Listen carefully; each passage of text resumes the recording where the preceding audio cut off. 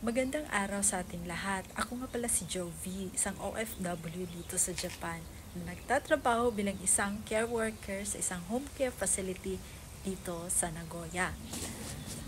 Paano ba magsimula ng home-based travel and tours business?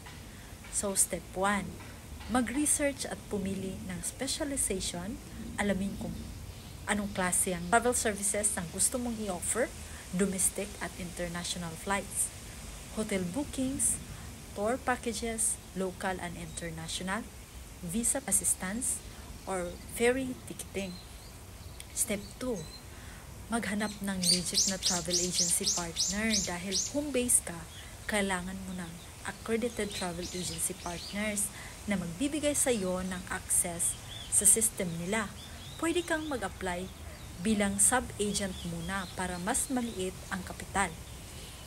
Mga kilalang providers like airline consolidators sa PAL, Cebu Pacific, AirAsia, etc. Tour operators sa Pilipinas at abroad, hotel booking platforms.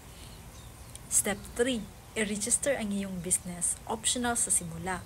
Kung balak mong palakihin ito sa long term, mainam na i-register ang negosyo mo sa Pilipinas para maging legit. So, DTI, Business Name Registration, BIR, Tax Registration, Mayor's Permit, kung magpapalawak ka sa future. Step 4, gumamit ng social media at online marketing. Dahil home-based ka, social media ang magiging lakas mo sa pag-market ng negosyo. Like Facebook page, Facebook ads, TikTok, and Instagram for promotions, WhatsApp, Viber, Messenger para sa inquiries.